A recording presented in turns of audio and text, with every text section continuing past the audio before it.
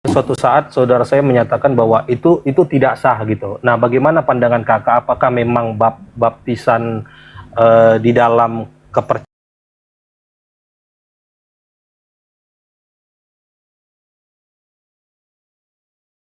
kita bilang di AKBP seperti yang saya sekarang itu benar atau tidak seperti itu, dan kemudian apakah benar bahwa baptis 2 kali itu sesuai dengan konteks firman Tuhan gitu, Kak? Dibenarkankah atau tidak? Maksud yang pertama itu apa? Maksudnya baptisan anak begitu? Ya, itu kan kalau kita kan di AKBP penyerahan lah ya, seperti dipercik ya, dipercik ketika anak-anak di bawah umur berapa ya? Ya kita bilang lah umur masih 1 tahunan seperti itu atau bulanan, itu kan dibawa biasanya ke gereja untuk dipercik seperti itu. Kemudian kita setelah dewasa kita namanya mengatidakon haporseawan gitu atau pernyataan iman. Ya berarti masalah yang ditanyakan adalah baptisan anak itu sah atau tidak. Ya sah-sah saja. Karena baptisan itu adalah tanda perjanjian. Dan lebih dalam daripada itu, orang yang menolak baptisan anak karena mereka berpikirnya sempit. Mereka berpikir bahwa baptisan itu hanya simbol pertobatan. Sehingga anak kecil itu kan belum tahu apa-apa, maka dia itu nggak bisa bertobat, maka anak kecil nggak usah dibaptis. Padahal baptisan itu bukan hanya simbol pertobatan. Baptisan yang adalah simbol pertobatan itu bukan baptisan orang Kristen, itu baptisan Yohanes. Baptisan Yohanes lah baptisan pertobatan.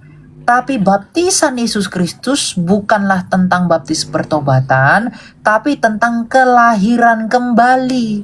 Makanya Kristus mengatakan, jikalau kamu tidak dilahirkan kembali dari air dan roh, kamu tidak mungkin masuk ke dalam kerajaan Allah. Jadi baptisan orang Kristen itu tujuan utama baptisan orang Kristen itu bukan pertobatan. Tujuan utama baptisan orang Kristen adalah kelahiran kembali. Artinya untuk bisa memperoleh hidup yang kekal itu, kita harus dilahirkan kembali dari Kristus. Bagaimana caranya kita dilahirkan kembali dari Kristus? Yang melalui baptisan. Nah, kita baca dalam Kolose 2 ayat yang ke 11 sampai berikutnya ya. Dalam Dia kamu telah disunat bukan dengan sunat yang dilakukan oleh manusia, tetapi dengan sunat Kristus yang terdiri dari penanggalan tubuh yang berdosa. Karena dengan Dia kamu dikuburkan dalam baptisan, dan di dalam Dia kamu turut dibangkitkan juga melalui kepercayaanmu kepada kerja kuasa Allah yang telah membangkitkan Dia dari antara orang mati. Maka baptisan itu bukan tentang pertobatan di dalam Kristen, tapi baptisan itu lebih utamanya adalah tentang kelahiran kembali. Maka anak-anak pun berhak untuk dilahirkan kembali. Dan lagi pula Paulus mengatakan bahwa baptisan itu adalah gantinya tanda sunat. Nah, kalau di perjanjian lama di kitab Kejadian Abraham menyunatkan anak-anaknya, maka di perjanjian baru baptisan pun bisa diberikan kepada anak-anak. Nah, baptisan sunat itu kan tanda perjanjian kepada umat Israel yang adalah bangsa pilihan. Itu tanda perjanjian lama. Tanda perjanjian lama adalah sunat sebagai meterai terhadap umat pilihan, yaitu bangsa Israel. Maka tanda perjanjian baru adalah baptisan sebagai meterai untuk umat pilihan Allah. Jadi meterai perjanjian lama adalah sunat dan meterai perjanjian baru adalah baptisan. Nah, kalau sunat bisa dilakukan dari umur bayi 8 hari, maka baptisan pun bisa dilakukan kepada bayi. Nah, apakah baptisan bayi salah? Tidak salah. Itu sah dan diterima secara sah oleh gereja mula-mula. Tapi mengenai percik selam tuang bagaimana? Di dalam tradisi Didache, baptisan itu bisa diterima dalam banyak cara. Tapi perlu diperhatikan harus dengan air. Bisa dengan selam. Utamanya selam. Tapi dalam konteks tertentu bisa menggunakan air dituang. Bisa menggunakan air dipercik. Ya nggak apa-apa, itu sah-sah saja. selama dilakukan oleh imam, oleh pendeta, dan lain sebagainya. Jadi apakah itu salah? Tidak salah. Nah, mengenai baptisan 2 kali, baptisan 2 kali ini baptisan yang bagaimana dulu? Kalau baptisan yang pertama itu salah, ya harusnya nggak boleh dibaptis lagi. Tapi kalau baptisan yang pertama itu sudah benar, ya jangan dibaptis lagi. Nah, gimana kalau udah terlanjur dibaptis lagi? Nggak apa-apa, minta ampun sama Tuhan. Ya, selagi kamu merasa kamu telah berdosa, Tuhan pasti mengampuni kamu. Ya, jadi Oke. kalau kita tahu itu salah, kita melakukan yang salah, ya kita minta ampun kepada Tuhan. Tuhan pasti mengampuni kita. Gitu, ya. Oke, siap. Makasih banyak, Kak. Ya. Tuhan berkati. Oke, Tuhan berkati. Kita lanjut ya.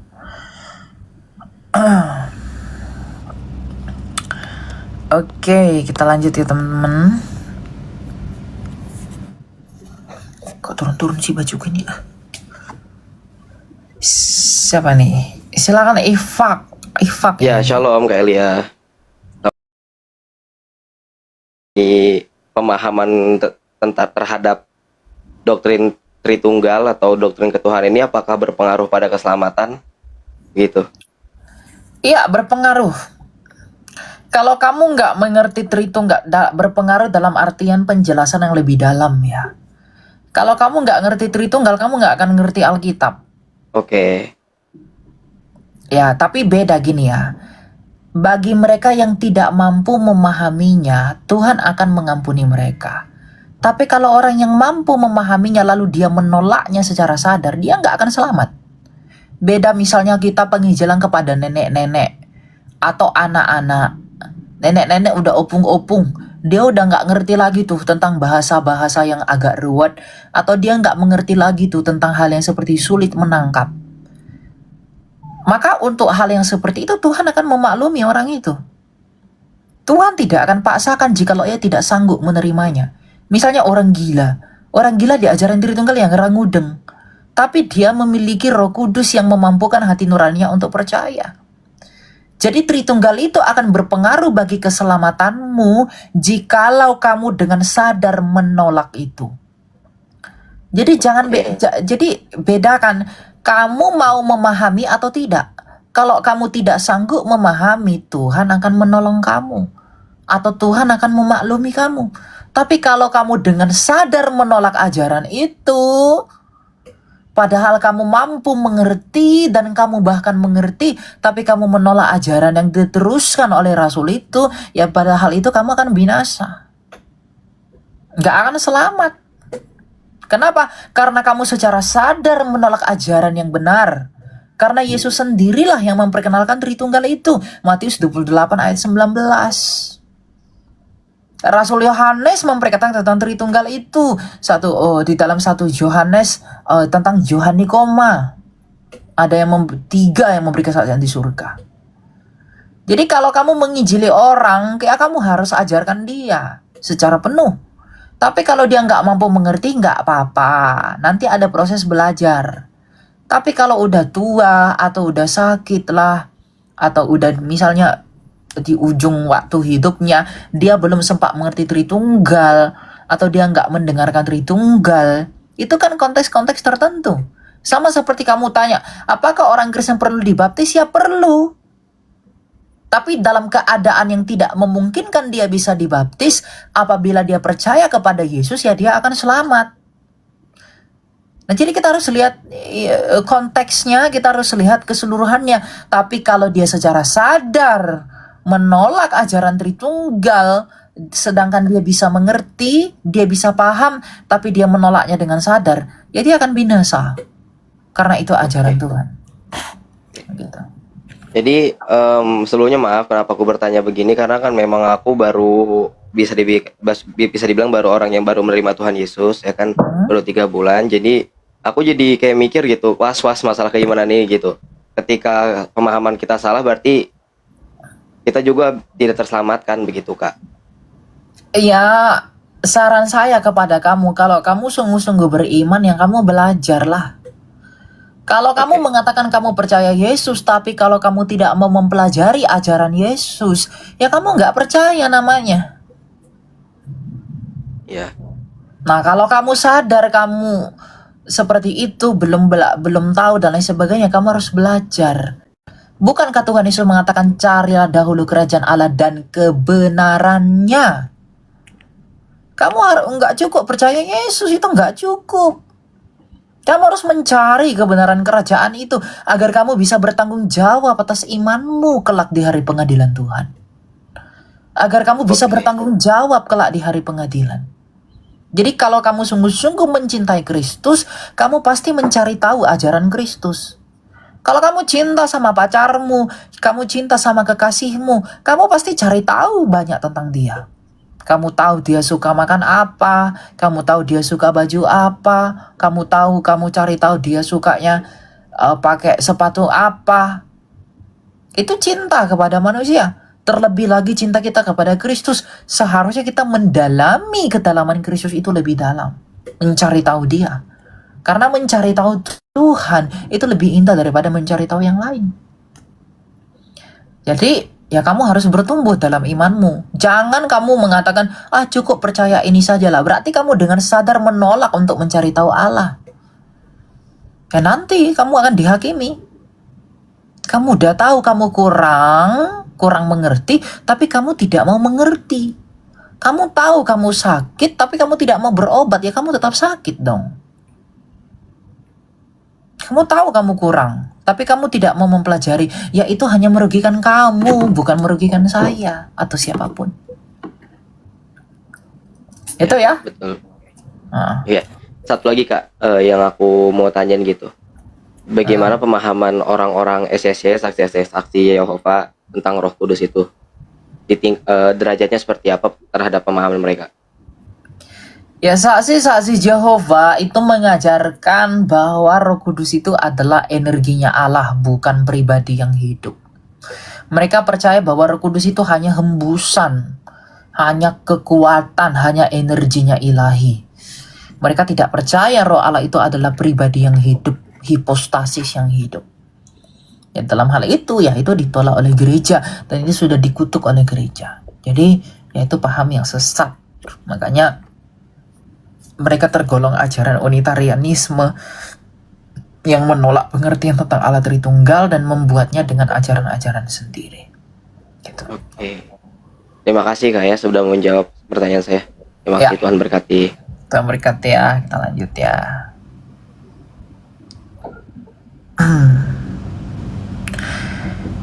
Jadi iman itu harus dicari tahu ya, nggak dibiarkan begitu saja ya. Namanya juga iman. Silakan, siapa ini? Leon. Ya, halo Kak Elia Miron. Ya, silakan Pak, mau tanya apa Pak? Ini kemarin ya kemarin saya ngelihat sempat nonton ya argumen Kak Elia Miron dengan Bang Edis ya tentang masalah Yesus punya Tuhan gitu. Cuma masalahnya ini kalau seperti yang Bang Edis katakan itu sebenarnya itu benar atau enggak sih ya? Kalau misalnya seperti kalau misalnya dogma itu setiap dogma itu kalau misalnya seorang Kristen yang tidak mempunyai dogma itu tetap masuk surga gitu. Kalau dia melakukan semua perintah yang dikatakan Yesus Kristus itu tanggapannya gimana Kak? Apakah seperti kayak Yohanes gitu, walaupun dia tidak memahami arti kata Tritunggal atau mungkin seorang Kristen yang tidak pernah mempelajari Tritunggal gitu atau tidak mengerti apa dia masih bisa diselamatkan gitu. Ya, yang pertama ya tentang Yesus punya Tuhan. Yesus punya Tuhan itu bisa dijelaskan maknanya apa, karena kita harus mengerti dulu arti kata Tuhan. Jadi itu tidak masalah. Yesus punya Tuhan, iya. Yesus punya Tuhan, bisa dikatakan Yesus punya Tuhan. Tapi apa dulu arti kata Tuhan itu? Tuhan itu artinya Kyrie, yaitu penguasa. Nah, Yesus Kristus sendiri adalah penguasa. Lukas 2 ayat 11 dikatakan Kristus Yesus telah lahir bagimu, Kristus Tuhan di kota Daud. Kristus juga disebut Tuhan. Yohanes 13 ayat 13 Yesus juga mengatakan dirinya Tuhan. Tapi Yesus juga menyebut Bapaknya sebagai Tuhan. Tapi lalu begitu, apakah ada Tuhan, ada dua Tuhan? Tidak, hanya ada satu Tuhan. Jadi ketika dikatakan Yesus punya Tuhan, yaitu Bapaknya, dia mengakui ketuhanan Bapaknya, kepenguasaan Bapaknya, kepemilikan Bapaknya. Tetapi Ibrani 1 ayat 10, Sang Bapa juga menyebut Yesus Tuhan. Apakah ada dua Tuhan? Tidak. Tetapi Sang Bapa mengakui ketuhanan firman-Nya sendiri yang sama dan sehakikat dengan Dia. Jadi itu tidak ada masalah selama dijelaskan demikian. Ya. Nah, lalu yang kedua mengenai argumentasi etis bahwa orang itu bisa diselamatkan kalau dia oneness lah apa segala macam dan lain-lain. Dan dia tidak mengerti. Bedakan orang tidak bisa mengerti dan orang tidak mau mengerti. Orang yang tidak bisa mengerti adalah orang-orang yang memang di dalam kodratnya, dalam keadaannya dia sulit mengerti. Misalnya nenek-nenek, udah tua, dan lain sebagainya. Mereka akan sulit mengerti Tritunggal. Nah, tapi ketika mereka diberitakan Yesus dan mereka menerima, mereka selamat nggak? Ya selamat. Karena apa? Karena mereka tidak mengerti Tritunggal bukan karena mereka tidak mau mengerti, tapi karena mereka tidak mampu mengerti. Nah, orang-orang yang bisa mengerti tapi dengan sadar menolak Tritunggal itu, ya dia akan ditolak. Karena Tritunggal itu adalah pengajaran gereja. Tritunggal itu adalah ajaran Kristus sendiri, bukan ajaran buat-buatan orang. Ya, jadi ada orang dalam kapasitas tertentu tidak mampu memahami Tritunggal. Ya nggak apa-apa, dia dengan sabar belajar. Kalaupun dia nggak mengerti, ya Tuhan yang akan mempermaklumi dia. Selama dia masih mau mencari. Artinya dia memiliki usaha untuk belajar. Tapi karena memang keadaannya membuat dia tidak mampu mempelajari, membuat dia tidak mampu mengerti, ya Tuhan akan menolong dan memaklumi itu. Bedakan dengan orang yang tidak mau mengerti, apalagi membuangnya ke tong sampah. Itu rusak. Gitu ya. Iya, tapi kalau misalnya seperti yang dogma yang dikatakan Bang Edis dibuang ke tong sampah, kayaknya sih itu salah banget gitu ya. Tapi Nah, saya kalau dia mengatakan, kalau dia mengatakan dogma-dogma itu tidak penting, yang penting melakukan perintah Yesus. Kalau dikatakan dogma itu nggak penting, yang penting melakukan perintah Yesus. Ya perintah Yesus itu adalah dogma.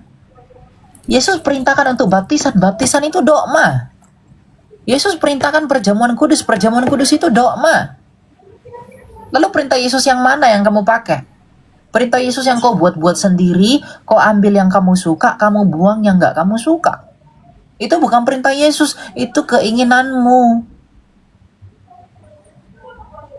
Jadi Tapi jangan kalau di Matius berlindung 7 di balik narasi. 21 itu apa penjelasannya, Kak? Yang di Matius 7 ayat 21 yang tidak setiap orang yang mengatakan aku Tuhan akan masuk kerajaan surga, tetapi melakukan kehendak Allah. Ya Itu kehendak Allah itu yaitu percaya kepada Yesus dengan sungguh-sungguh yang menghasilkan buah-buah yang baik. Itu orang-orang yang mengatakan Yesus Tuhan tapi menolak pengajaran Yesus dan tidak hidup seperti Yesus. Itulah orang yang akan ditolak. Orang yang tidak menjaga dirinya, orang yang merendahkan pengajaran Kristus, orang yang merendahkan pengajaran Kristus melalui sikapnya, melalui hatinya, melalui perbuatannya, itu akan ditolak. Kamu pikir orang-orang yang bernubuat, bermukjizat itu bukan orang yang ambil banyak jiwa? Oh iya, tapi kalau walaupun kita maksudnya seperti yang Bang Edis katakan, walaupun kita misalnya saya Kristen nih, tapi kan Yesus mengatakan kasihlah musuhmu, kasihlah sesamamu manusia, berilah pipi kananmu jika ditampar pipi kiri gitu kan. Tapi aku sudah melakukan semuanya, tapi aku tidak memahami dogma-dogma seperti itu gitu. Ya kalau kamu Itu tidak apakah memahami maksudnya? karena tidak mau memahami, ya kamu akan kebuang juga. Tapi kalau kamu tidak memahami karena kamu tidak mampu memahami, ya nggak apa-apa. Makanya saya katakan bedakan tidak mau memahami dan tidak mampu memahami. Jadi kalau kamu memang tidak mau memahami, ya kamu sombong dong. Kamu pikir perbuatan baikmu itu bisa menyelamatkan kamu tanpa pengajaran Tuhan. Ya kamu sama aja nggak percaya berarti. Iya, makanya kadang seperti yang di Bang Edis katakan, gimana caranya supaya misalnya seorang Kristen bisa menjadi seorang Kristen itu tapi tanpa memahami siapa diri Allah itu gitu. Lo Makanya nggak aku juga bisa, bingung, nggak bisa. gitu. Kamu nggak bisa Jadi kenal Allah kalau kamu nggak kenal dirimu. iya, misalnya aku dari agama lain terus dikatakan tidak diceritakan siapa Yesus itu gitu kan, Allah atau siapa gitu, ya mustahil aku bisa percaya gitu kan. Sedangkan aku tidak, ya paling aku hanya bisa menganggap dia manusia biasa gitu kan, gitu. Ya, Terus ya, dan aku itu tidak ada, percaya dan gitu. itu tidak akan menyelamatkan. Iman yang benar itu iman yang menyelamatkan adalah iman yang benar. Kalau kamu hanya percaya Yesus manusia, kamu percaya Yesus manusia, kamu percaya dia ada dalam sejarah, kamu percaya dia tokoh, itu nggak akan menyelamatkanmu. Kamu percaya cerita-cerita di Alkitab, ada air bah, ada peperangan di tanah Midian, di tanah ini, itu nggak akan menyelamatkanmu. Kamu percaya ada orang namanya Yohanes, kamu percaya ada orang namanya Yesus pernah tersalib, itu nggak akan menyelamatkanmu. Yang menyelamatkanmu adalah iman yang kamu percaya bahwa melalui Yesus yang adalah Tuhan dan Allah itu, di dalam pengampunannya bagi dunia telah membebaskan aku dari kutuk dosa. Kamu harus percaya kepada karya salib, tubuh dan darahnya yang diberikan bagi kita.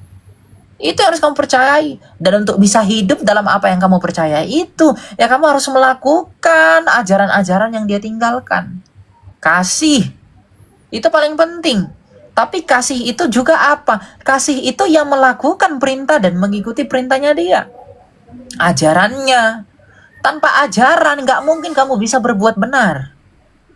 Orang berbuat baik bisa nggak? Baik bisa, tapi berbuat benar nggak mungkin. Tanpa ajaran Kristus. Tanpa di dalam Kristus. Tanpa bersama Kristus. Nah, orang-orang ini kan buat definisi-definisi sendiri sesuai dengan keinginan hatinya. Nah, itu yang bahaya. Untuk cari rasa aman, cari pembenaran, macam-macam. Ya, tapi kalau dilihat juga walaupun pemahamannya seperti itu juga, tapi masih banyak jiwa-jiwa yang diselamatkan juga ya, gitu ya. Tapi juga nggak tahu dia yang dibawa itu memahami atau tidak gitu. Kamu Yang jangan mungkin langsung takutnya ngomong, berakhir kamu jangan apa langsung lagi. ngomong diselamatkan. Belum tentu itu selamat. Bahkan kamu dan saya pun belum tentu selamat. Nanti selamat itu lihat di ketika mati. Kamu mati dalam kesetiaan, dalam perjuangan, atau mati dalam dosa, mati dalam kemurtatan. Jadi jangan cepat-cepat ngomong aku udah diselamatkan. Nanti setelah kamu mati baru kamu ngomong begitu. Karena you don't know apa yang akan terjadi dalam hidupmu. Tapi kalau tentang pembaptisan gimana Kak? Apakah Kristen itu wajib maksudnya wajib dibaptis atau mungkin dia Wajib, tidak pernah dibaptis? Wajib gitu ya. harus. Itu perintah Kristus sendiri. Itu ya. Kita lanjut yang lain ya. Iya ya, oke. Makasih ya Kak Elia. Ah.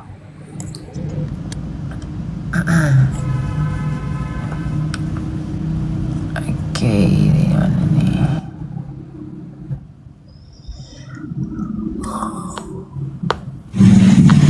Silakan Zidan, selamat malam. Selamat malam Kak. Ya silakan, mau tanya apa? Aku mau nanya ini Kak.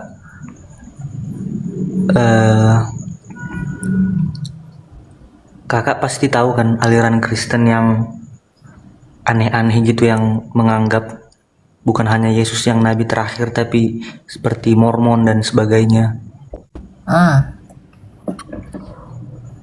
Itu mereka ngasih data dan dalil mereka itu ada di Alkitab, dan cara kita untuk ngebantai itu gimana Kak? Ya setan juga pakai Alkitab kok. Setan coba Yesus pakai Alkitab. Jangankan mereka, setan aja pakai Alkitab. Ya nggak bantah mereka, ya kamu belajarlah. Lihat definisi Alkitab yang benar menurut para rasul dan bapak gereja. Jangan tafsirkan menurut keinginanmu sendiri. Kamu suka, kamu asal-asal maknai. Kamu suka, kamu asal-asal terjemahkan, nggak boleh. Jadi bagaimana caranya membantah itu? Ya kamu belajar iman yang benar, iman gereja. Kamu belajar iman kekristenan yang mula-mula bagaimana.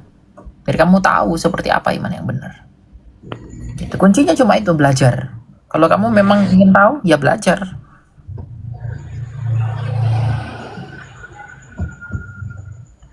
Gitu ya. Ya kak, ya kak. Oke. Kita lanjut ya. Ya kak. Ya. Gitu ya, kalau mau tahu iman tuh ya belajar teman-teman. Jangan ini, semua orang tuh harus belajar imannya. Kalau kita nggak mau belajar iman tuh, aduh sayang sekali. You spend your life untuk sesuatu yang nggak penting.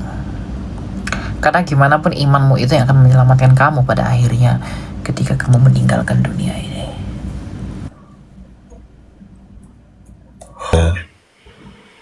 Silakan Emmanuel.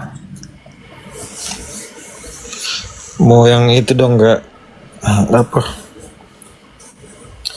Kan kakak pernah bilang tuh apa kalau Yesus, jangan menyamakan Yesus dengan Bapa, karena Yesus tidak sama dengan Bapa. Sesat. Kalau itu, kalau nggak salah kakak pas bantah Pak Stephen Tong kah? Enggak. Kamu langsung mau tanya apa? Langsung tanya aja. Iya, bagaimana pernyataannya kakak itu, Yesus bukan Bapa. Kalau Yesus Yesus nggak boleh disamakan sama Bapa. Kakak Eli pernah menyatakan seperti itu. Ya Yesus bukan Bapa, Yesus itu ya firman, bukan Bapa. Lalu sementara tadi kakak Eli bilang Yesus sama Bapa sama Roh sama.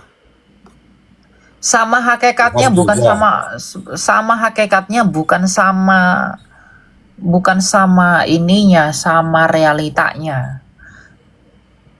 Tubuh dan roh saya, tubuh dengan firman saya itu sama-sama manusia tetapi beda realita. Tubuh ya tubuh, firman ya firman. Tapi sama manusia. Satu Betul. manusia. Maka Betul, tapi yang sesat bagaimana berarti? Yang sesat yang mengatakan Yesus adalah Allah Bapa, itu sesat. Maksudnya sesat itu berarti kan tidak boleh atau tidak boleh mengatakan Yesus adalah Allah Bapa. Ya memang bukan, Yesus memang bukan Allah Bapa. Tapi Yesus adalah firman-Nya Allah Bapa. Bukannya firman itu Allah Bapa itu juga bersama-sama, kan mereka bersama-sama roh. Seperti udara kan, dimanapun dia nggak akan terpisah. Udara kan seperti begitu, menurut saya sih begitu. Ya menurutmu tidak ada pentingnya menurutmu brother. Menurut saya menurutmu itu nggak ada pentingnya. Kita harus tunduk kepada ajaran yang mula-mula. Bapa, Firman dan Roh Kudus hakikatnya adalah satu, yaitu Allah. Tubuh dan firmanmu itu apakah sama? Tidak. Beda, tetapi sama-sama manusia. Tapi apakah ada dua manusia? Tidak ada, hanya ada satu manusia. Tubuh firmanmu, tubuh pikiranmu dan rohmu. Ada tiga, tubuhmu bukan pikiranmu, pikiranmu bukan rohmu. Tapi hanya ada satu manusia, yaitu kamu satu manusia. Maka tubuh dan firmanmu dan rohmu sama-sama hakikatnya manusia, tapi berbeda realita. Nah, Bapa, firman-Nya dan rohnya adalah Allah, tetapi ada tiga realita. Karena Bapa sang sumber itu adalah Allah, maka firman-Nya Bapa pastilah Allah dan rohnya Bapa pastilah Allah, yaitu Roh Kudus. Jadi jangan pakai menurut saya. Enggak, saya nggak menurut saya. Maksudnya firmannya Allah berarti firman Yesus kan firmannya Allah. Berarti Allah Bapa. Ya Allah itu apa? Allah itu kan hakikat. Bapa itu realita. Kalau kamu bilang firman adalah Allah, berarti firman adalah Allah Bapa, itu sudah salah. Firman adalah Allah, tetapi firman bukan sang Bapa. Karena Allah itu adalah hakikatnya dan Bapa itu adalah realitanya. Sama seperti hakikatmu adalah manusia dan realitamu adalah tubuh, firman, dan roh. Dia hakikatnya Firman bukan adalah sang Bapa. Firman bukan sang Bapa, Firman adalah Allah. Hakikatnya adalah Allah, tapi bukan sang Bapa. Bapa itu adalah realita. Begitupun Roh bukan sang Bapa. Bukan. Roh adalah realita, bukan sang Bapa.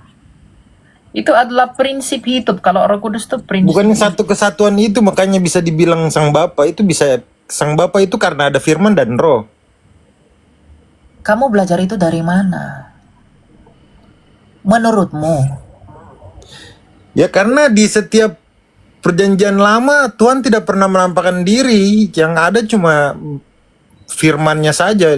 Firman itu ada, terang itu ada, makanya di situ Bapa ada di situ. Termasuk pada saat pembaptisan Yesus Nah, kan itu kan Bapa menampakkan diri dengan tafsiranmu. Itu kan tafsiranmu. Kamu pikiran saya sih. Loh, Karena- jadi itu dari siapa? Ya, saya tanya, itu tak yang kamu katakan itu dikemukakan oleh siapa? Kan nabi-nabi sebelumnya kan bertemu dengan Tuhan kan melalui firman Tuhan. Nah, iya, yang kamu katakan sekarang ini itu kamu kemukakan itu pendapat siapa? Pendapat saya. Ya udah, berarti itu kan tafsirmu. Makanya saya katakan Berarti saya nggak- tanpa firman dan roh, Bapa tetap ada. tanpa firman, Bapa itu nggak mungkin tanpa firman dan roh, karena itu nggak bisa terpisah. Makanya itu saya bilang sama seperti roh dan tubuh, sama seperti roh dan pikiranmu nggak mungkin terpisah dengan tubuhmu. Agar itu, kamu satu manusia, satu hakikat manusia, tubuh, firman, dan rohmu itu harus satu. Tanpa firman dan tanpa roh, ya kamu nggak manusia. Maka berarti cocok Bapak- firman adalah Bapa, roh adalah Bapa. Cocok dong. tubuhmu apakah firmanmu? Firmanmu apakah tubuhmu? Oh, kalau manusia kan ada wujudnya, Kakak. Tapi kalau roh Ya, kan tidak ada wujudmu- wujudnya. Iya, roh Wujudnya itu Tuhan tuh tidak ada pribadi, jadi nggak bisa adalah dibedakan. roh itu. Allah adalah roh itu, artinya dia itu tidak seperti apa-apa. Itu doang, Allah adalah roh. Bedakan Allah adalah roh dengan roh Allah. Roh Allah itu adalah hidupnya Allah. Allah adalah roh itu wujudnya Allah yang tidak seperti apapun. Bukannya wujud itu berupa, ada kelihatan wujud. Kalau kita bilang wujud kan wujud terlihat. Ya, dia wujudnya tidak kelihatan. Tidak berwujud menurut saya sih. Ya memang dia tidak berwujud seperti apa-apa, tapi pembahasannya disebut wujud. Ya wujudnya tidak seperti apa-apa. Makanya dia dikatakan tidak terhampiri dan tidak seperti apa-apa. Dan dia menyatakan dirinya melalui firman-Nya yang menjadi manusia. Dan dia menghidupkan segala sesuatu melalui rohnya. Rohnya itu hidupnya, nafasnya. Nafas ilahi itu. Nah, jadi Allah yang esa itu adalah Sang Bapa itu. Dan di dalam diri Sang Bapa ini, dia memiliki firman. Dan itulah Yesus. Dan di dalam Sang Bapa ini juga dia memiliki roh. Yang oleh roh itu dia menghidupkan segala sesuatu. Jadi Bapa ini adalah al-wujud dari Allah yang esa itu, yang tidak seperti apa-apa itu. Firman ini adalah pikiran atau ilmunya Sang Bapa itu. Dan Roh Kudus itu adalah rohnya Sang Bapa itu. Maka kalau Bapa ini hakikatnya adalah Allah, maka firman yang adalah Yesus ini pastilah Allah, dan rohnya yang adalah Roh Kudus itu juga pastilah Allah, tapi tidak ada tiga Allah, hanya ada satu Allah. Jadi Yesus itu bukan Allah Bapa, tapi hakikatnya sama dengan Sang Bapa karena dia berdiam di dalam Bapa. Sama seperti firman saya bukan tubuh saya, tapi firman saya adalah manusia karena tubuh saya manusia, sebab firman saya berdiam di dalam tubuh saya. Wujud saya adalah tubuh saya, maka wujudnya Allah itu adalah Sang Bapa itu yang tidak seperti apa-apa itu. Bedanya dia tidak terhampiri, saya terhampiri. Berarti yang tidak terlihat itu bisa tidak menyatu. Jangan konfrontasikan ke sana, itu udah tafsirmu tuh udah lain. Bukan masalah satu menyatu. Tidak, kalau tubuh manusia kan berbeda-beda. Kalau tubuh ya ada kelihatan, firmannya beda, kata-katanya beda, rohnya beda. Itu bisa bisa terpisah memang. Tapi kalau Tuhan kan udah nggak kelihatan, udah berbentuknya udah nggak terlihat. Jadi rohnya ya udah, rohnya itu ya Tuhan itu sendiri, rohnya itu ya Bapa itu sendiri, rohnya itu firman itu sendiri, firman itu Bapa itu sendiri juga. Maksudnya bersama-sama tidak terlihat. Mereka kayak udara begitu, tidak ada batasan buat buat buat Tuhan, buat zat itu. Menurut saya seperti itu, tidak ada batasan. Biar Ya kamu, ya ya tuh itu kan kamu bilang menurut saya, nggak apa-apa kalau itu menurutmu, tapi itu kan menurutmu. Saya bilang tidak, karena saya memang tidak kan katanya peduli. Saya tidak Tuhan memang peduli tidak dengan terbatas. menurutmu itu. Iya, Di nggak Alkitab apa-apa. juga begitu. Kita sudah sampaikan ajaran yang benar dari gereja perdana. Kalau kamu mau tafsirkan sendiri nggak apa-apa. Kamu Itu akan belum tafsir dihakimi. sendiri, tapi Kamu memang akan, Tuhan kan tidak terbatas. iya nggak apa-apa. Kamu lebih memilih Terbatas ruang dan penafsiran. waktu. Dia kan Kamu lebih memilih penafsiranmu daripada penafsiran gereja, nggak apa-apa. Tuhan akan jadi hakimmu di pengadilan nanti. Jadi kamu siap-siap aja bertanggung jawab dengan tafsirmu itu. Kalau kamu tetap memilih tafsirmu. Jadi biar Tuhan yang mengadilimu nanti di hari pengadilan ya. oke, baik. Terima kasih. Kita naikkan lagi ya. Yang bebal-bebal itu saya serahkan kepada Allah saja. Yang merasa pintar, yang merasa bisa membuat ajaran sendiri ya silahkan aja. Ya, orang seperti itu nggak mau belajar tapi mau mengajar. Ya, biar Tuhan yang akan mengadili dia nanti. Ini siapa ini?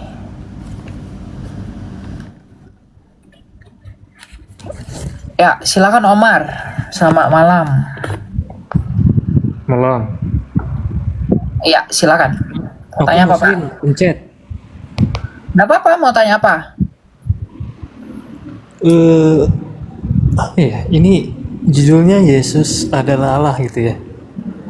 Iya, Yesus adalah Allah. Ya, coba jelasin, aku dengerin aja. Yesus adalah Allah. Yesus adalah sang penguasa. Yesus adalah firman-Nya Allah yang adalah Allah itu. Allah itu adalah hakikat, Allah itu adalah kodrat. Dan Yesus itu dalam realitanya dia adalah firman-Nya Allah, Sang Bapa. Maka dia adalah Allah. Karena dia berdiam di dalam Bapa yang adalah Allah itu, maka Yesus juga adalah Allah. Gitu ya? Ya, siap. Oke, kita lanjut ya.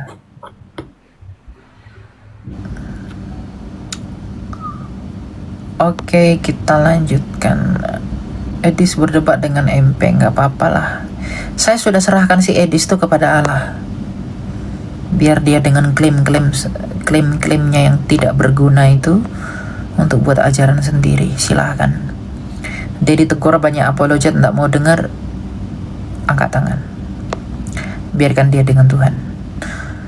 Ya, dia merasa dia mampu meninggalkan ajaran gereja. Udah, saya tidak urus lagi dia itu. Silakan IM.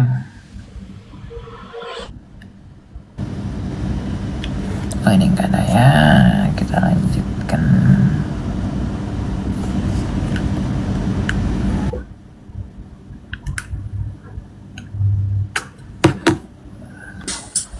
Silakan NS. Selamat malam. Ampun. Ada yang mau ditanya, Pak?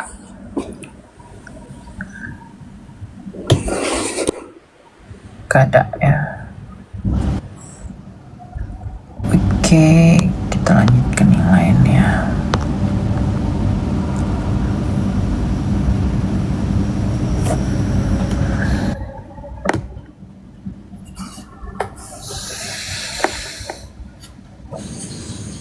Silakan LPH.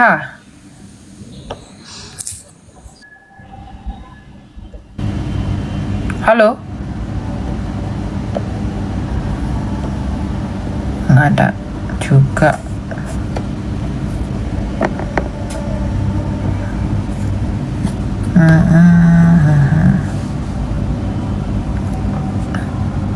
Lihatin kayak yang lain ya.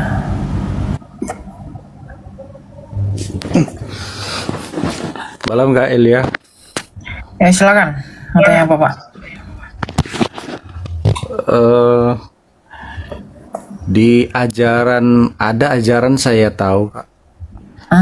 Saya dengar itu Tuhan Ibu itu ada nggak Kak sebenarnya? Mereka sering bilang ada Tuhan Ibu yang datang di zaman sekarang. Betul nggak itu Kak?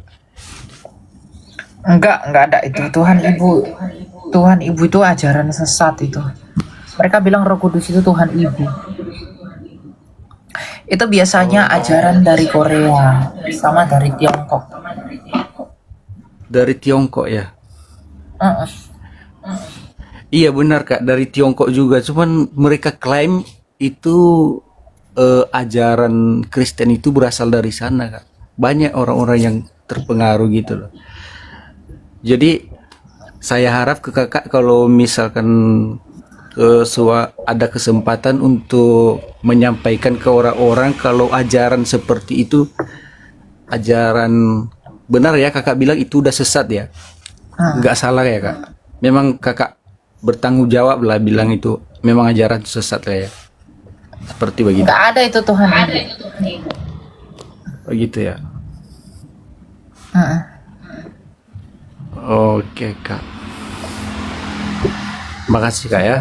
Ya. Oke, Ya. yuk Kak.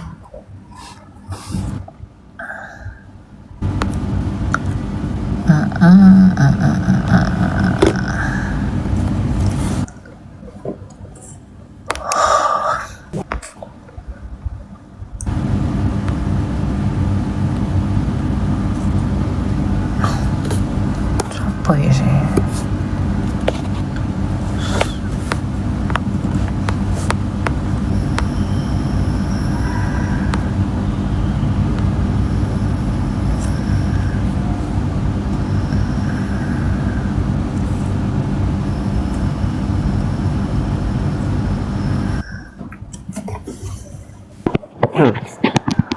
Ya, malam. Ya, salam. Oke. Mau tanya apa? Kak, saya mau tanya, untuk dari beberapa ajaran agama kan di Kristen kan banyak ya Kak, dari bapak gereja. Menurut Kakak ajaran mana yang mungkin itu lebih valid Kak? Yang mungkin bisa dipelajari, kan ada banyak tuh. Dari menurut kayak kematian akan masuknya kemana kita. Contohnya ada dari beberapa ajaran gitu. Ada yang disimpan di Taman Firdaus terlebih dahulu sampai hingga pengangkatan. Pelajari aja tafsir bapak-bapak gereja mula-mula itu seperti apa. Nanti kamu akan tahu sendiri. Baca aja buku-buku, misalnya buku-bukunya Eusebius atau buku-bukunya Andreas atau bukunya Epifanius atau bukunya Yohanes Chrysostom. Nah, mereka itu bukunya bagus untuk bisa belajar tentang semua tafsir gereja purba. Gitu. Oke. Sama ini Kak. Menurut saya soal tentang Tritunggal itu menggunakan analogi kayak seperti matahari ya Kak. Jadi matahari itu hakikat kodratnya dia, dan dia itu realita itu seperti cahaya, panas, ataupun kayak air. Analoginya kayak air, dia satu jenis CO2, tetapi dia memiliki sebuah uap, cair dan padat. Nggak apa-apa. Tapi kodratnya adalah Allah itu sendiri. Bisa digunakan, tapi ya harus hati-hati menggunakannya. Nggak ada analogi yang bisa menjelaskan seluruh ketritunggalan itu dengan baik. Karena Tritunggal itu enggak seperti apa-apa. Analogi itu kan hanya menganalogikan sebagian dari apa yang dianggap bisa dianalogikan. Bukan berarti keseluruhan dari Tritunggal itu bisa dianalogikan. Itu salah itu. Baik. Terus menurut Kakak soal tentang deeksorsisme yang digunakan di ritual Katolik itu sungguh ada atau sekedar cuma rekayasa Kak? Mitos atau gimana? Saya bukan Katolik, jadi saya nggak bisa jawab itu. Oke. Oke, gitu aja deh kak. Nanti bisa dibuka chat saya lagi ya kak. Oke, ya. Oke, thank you. Shalom. Tuhan Yesus memberkati. Oke, kita lanjut ya.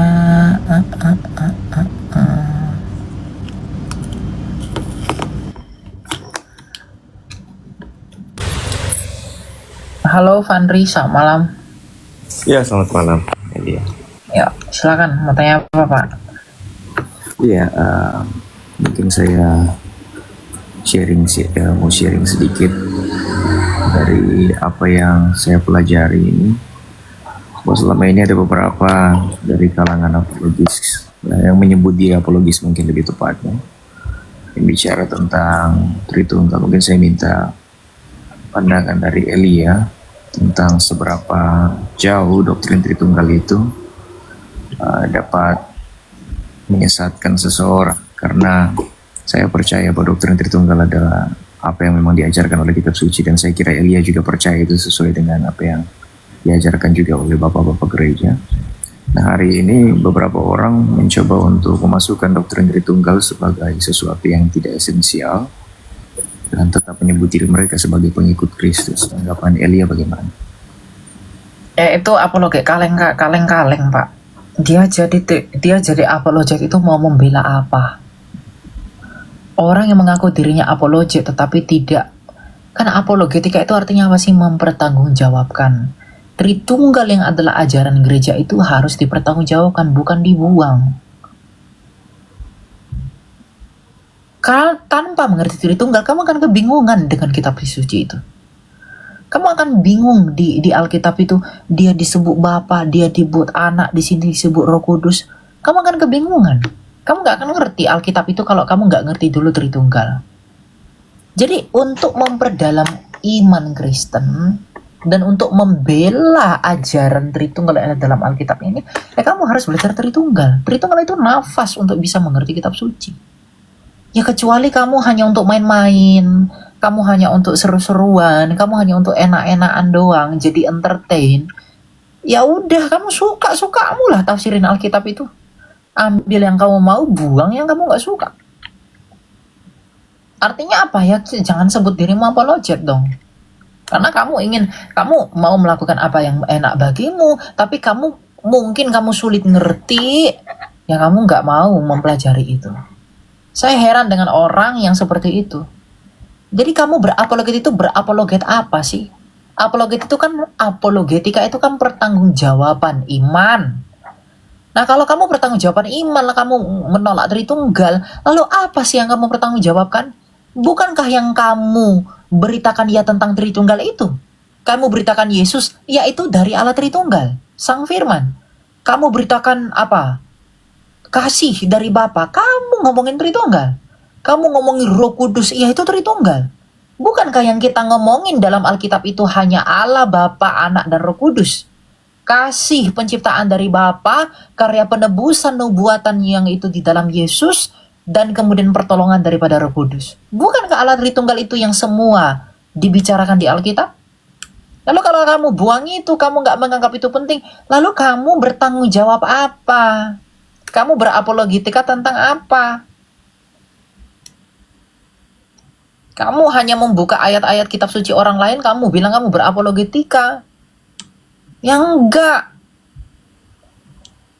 Jangan kamu lebih memahami kitab suci orang lain, tapi kamu lupa memahami kitab sucimu sendiri. Jangan termakan dengan euforia.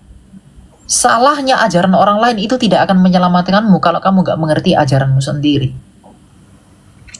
Salahnya ajaran orang lain itu gak akan menolong kamu.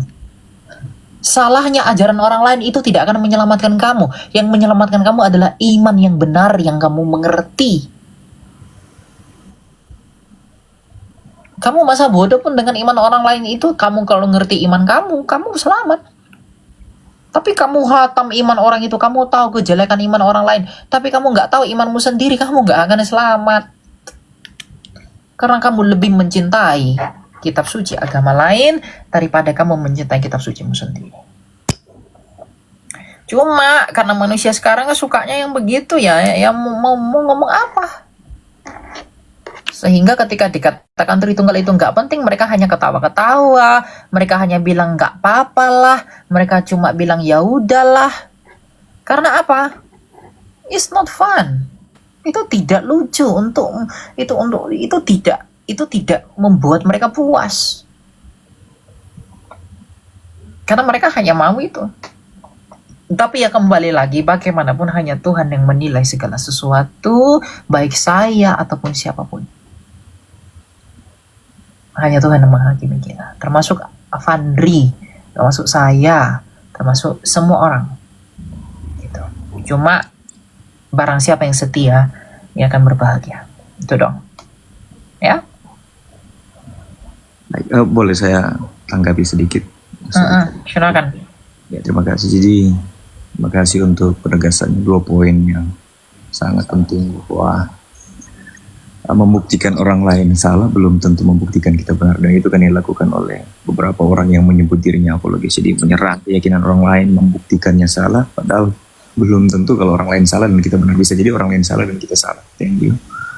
Kemudian yang kedua, bahwa benar, ya, saya setuju, doktrin Tritunggal adalah jantung dari iman Kristen seperti kata Buffing.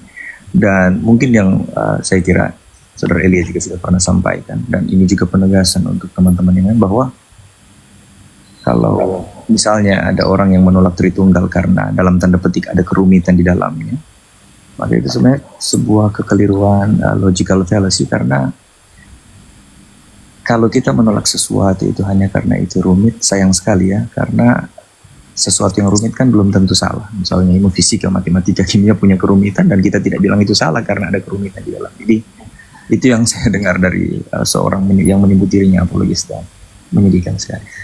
Mungkin yang terakhir saya mau minta Saudara Elia membaca pesan pribadi saya, karena saya mau kirim buku saya untuk Saudara Elia. Saya Oke, thank you. Kebetulan terbitkan tahun lalu dan saya sudah kirim pesan, tapi karena saya sangat yakin banyak sekali pesan yang masuk ke Saudara Elia, jadi mungkin tenggelam. Saya sangat yakin itu.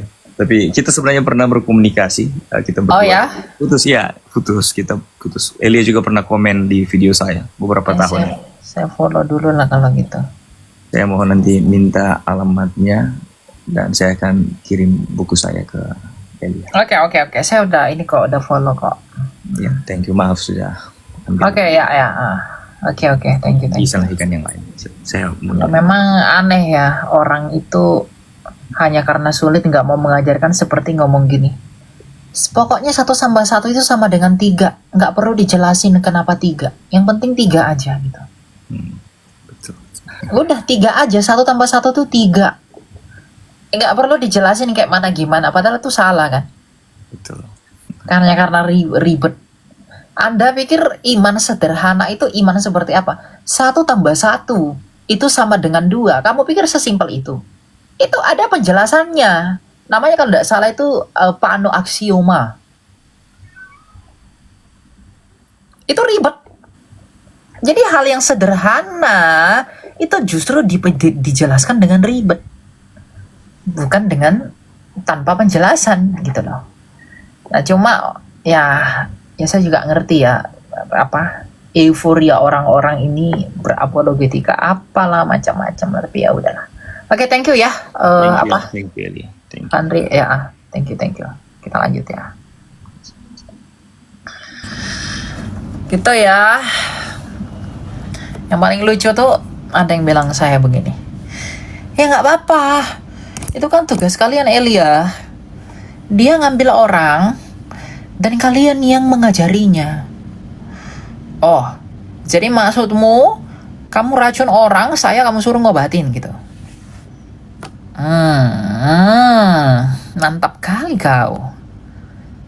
Ya kan? Kamu ngeracunin orang, terus kamu kasih ke saya biar saya obatin. Buset dah. Ya, jangan begitu ya, jangan begitu.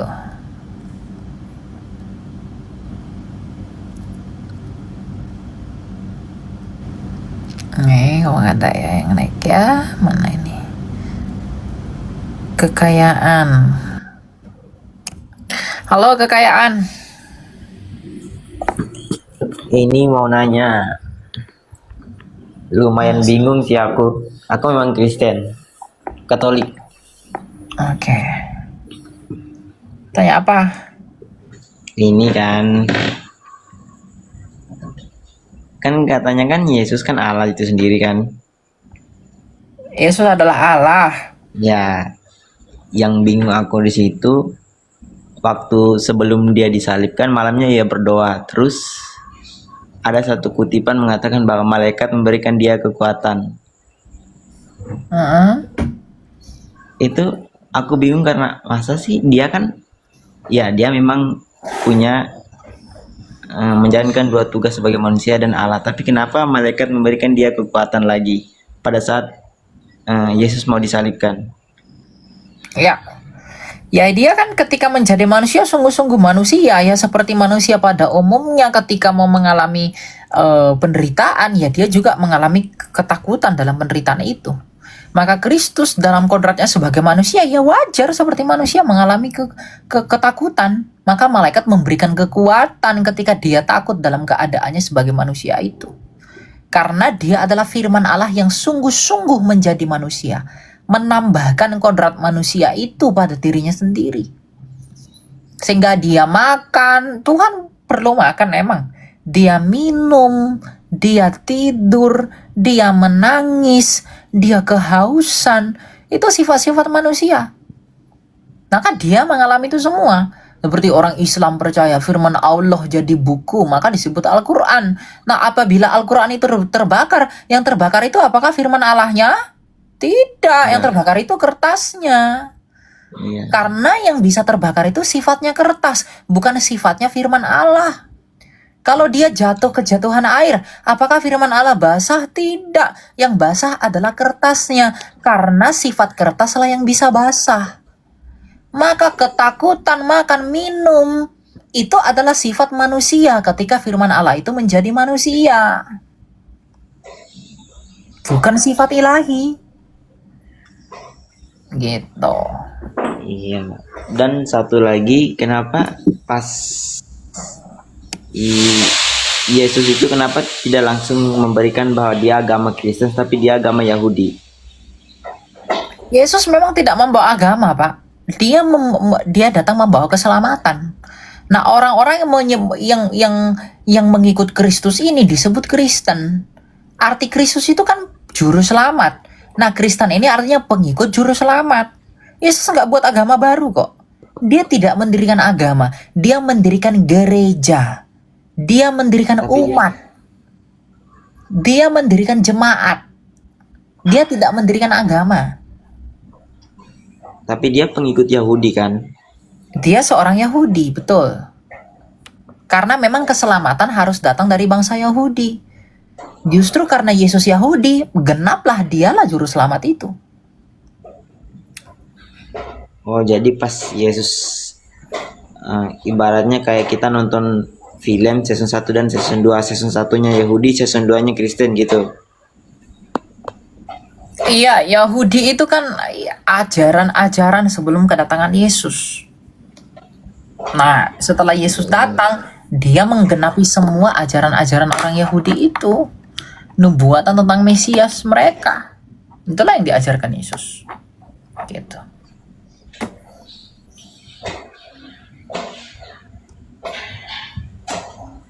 Gitu ya. Iya, paham. Berarti agama Yahudi sekarang adalah keturunan dari orang-orang sebelumnya yang tidak percaya Yesus. Iya, Yesus adalah keturunan dari mereka yang percaya tentang kedatangan Mesias. Ya. Nah, ketika Mesias ini datang, maka disebut namanya Yesus.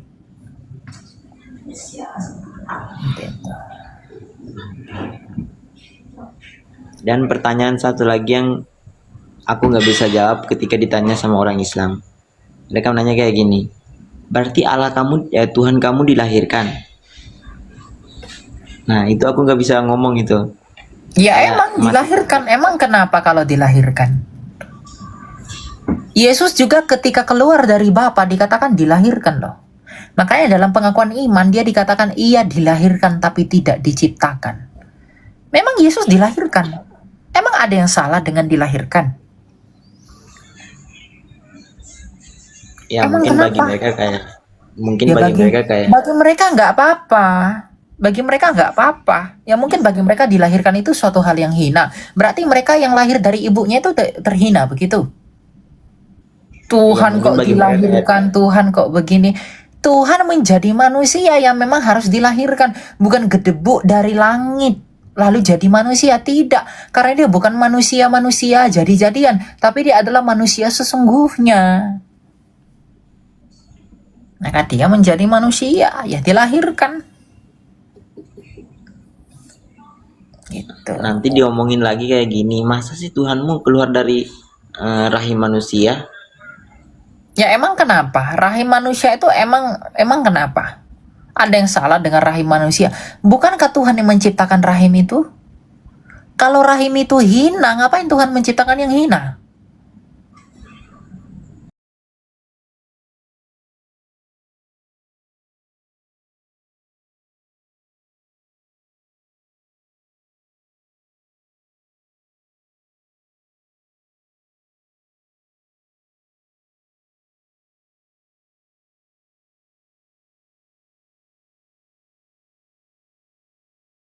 Duluan.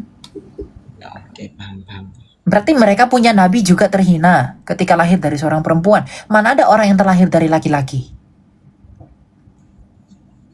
Nah, nabi yang mereka bilang, nabi yang mereka bilang mulia itu, apakah itu lahir dari yang hina? Kan nggak nyambung. Ya, Gitu. Ya. iya paham. Dan satu lagi, aku nggak menghina agama sebelah, tapi cerita sebagian Al-Quran itu mirip banget sama cerita di Alkitab kita. Itu apakah kamu bisa menjelaskan? Mirip tapi tidak sama. Iya, memang. Iya. Tapi aku merasa kayak mereka ambil dari kita gitu. Saya nggak mengatakan mereka ambil dari kita, tapi mereka memiliki cerita yang baru. Ya semua nggak ada yang sama. Ceritanya kelihatan sama, tapi nggak sama. Sejarahnya beda, tahunnya beda, silsilahnya beda. Misalnya mereka mengatakan Isa anak Maryam saudara Harun. Isa anak Maryam saudara Harun. Yesus itu anaknya Maria bukan saudara Harun. Jarak Maria ke Harun itu 1000 tahun. Berarti kalau Maria, Isa anak Maria saudara Harun, berarti Harun itu pamannya Isa. Jaraknya Maria, Bunda Maria, Ibu Yesus dalam Alkitab, dengan Harun, saudaranya si Musa, itu 1000 tahun. Nah mereka, Maryam itu, ibu Isa itu adalah saudara Harun. Berarti Yesus, Isanya mereka lebih tua 1000 tahun daripada Yesusnya kita. Nah silsilah aja udah salah. Sejarah. Kita tahu Yesus lahir di tahun 4 sebelum Masehi. Nah mereka tanya, ada enggak sejarahnya Isa lahir tahun kapan? Sampai sekarang mereka nggak bisa buktikan itu. Coba. Ada enggak sejarahnya dari pihak mereka yang membuktikan Nabi Isa itu lahirnya tahun kapan? Nggak ada. Nggak Misalnya, ada sih. kita mengatakan Yesus lahir di kandang domba. Ada nggak sejarah dan bukti arkeologinya? Ada. Sekarang kamu pergi ke Israel, ke Yerusalem, ke Bethlehem di Palestina. Kamu ketemu itu bukti arkeologi kelahiran Yesus? Dan kalau kamu nggak percaya arkeologi, buka data sejarah, data tulisan Eusebius di abad kedua. Mereka bilang Yesus lahir di kandang domba. Nah mereka bilang Nabi Isa lahir di bawah pohon kurma. Oke, itu menurut ayatmu. Sejarahnya tunjukin dong. Ada nggak data sejarahnya dia lahir di bawah pohon kurma di luar daripada kitab suci mereka? Ya kalau nggak ada, ngapain kamu ngeklaim? Alkitab kita mengatakan Yesus lahir di kandang domba. Itu didukung oleh fakta sejarah.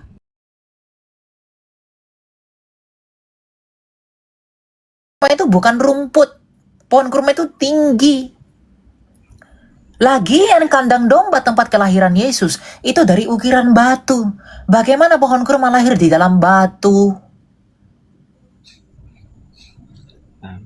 Ini satu pertanyaan filsafat ini.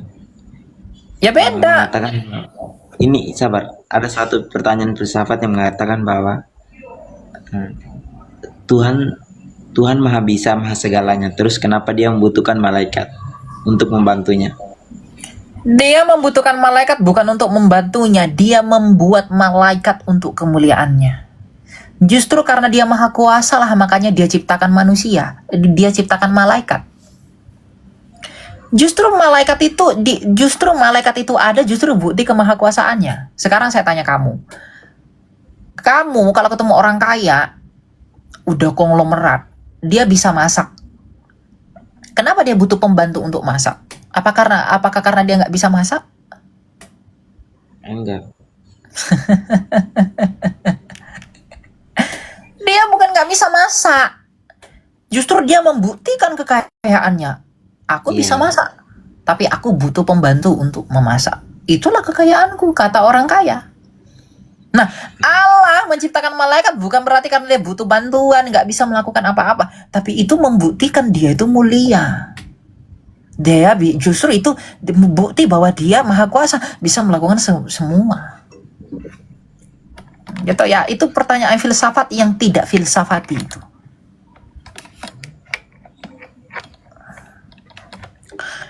Oke? Tapi ada satu lagi, benar nggak Abraham itu lebih dulu sebelum agama-agama di dunia ini muncul? Ajaran Taurat yang diberikan Allah kepada Abraham itu lebih dulu sebelum agama-agama lain muncul. Thank you. Agama Abraham itu ada, itu perkiraan 2000 tahun sebelum Yesus. Bukan agama, tapi ajaran Allah yang diberikan pada Abraham itu lebih dulu sebelum agama-agama yang di dunia ini muncul. Itu benar nggak? Iya, tapi yang dijanjikan Allah kepada Abraham itu apa? Apakah agama? Jangankan ke Abraham, kepada Adam deh. Apa yang Tuhan janjikan kepada Adam? Apakah agama? Enggak ada.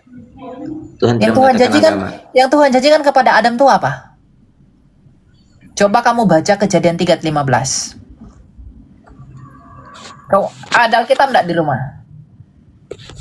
Salah. Coba kamu baca Kejadian 3 ayat 15.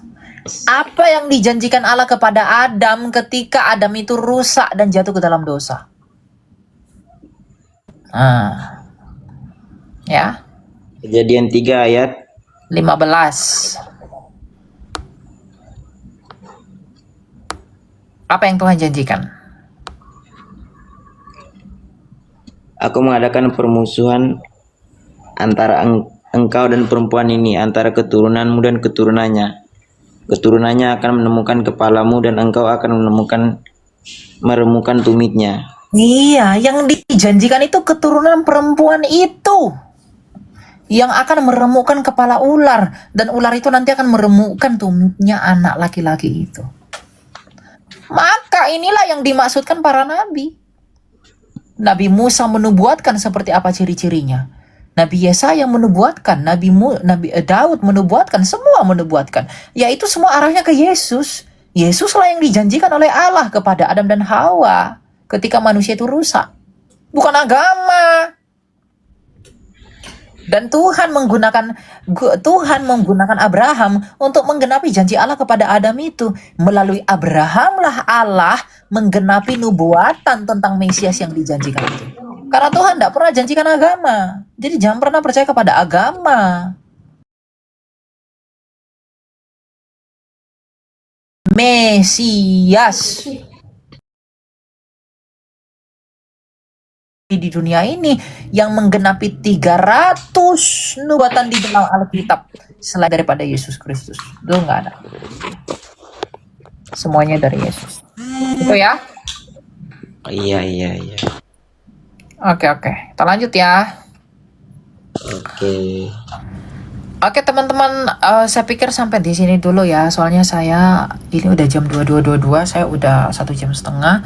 Saya harus tidur. Besok saya nggak ada cara sih saya besok. Cuma malam ini hutang tidur saya, tadi malam saya tidur jam 9, tapi saya baru bisa tidur tuh jam 2. Jadi saya berhutang tidurnya itu 26%. Ya, jadi kita besok lagi ya, ketemu lagi.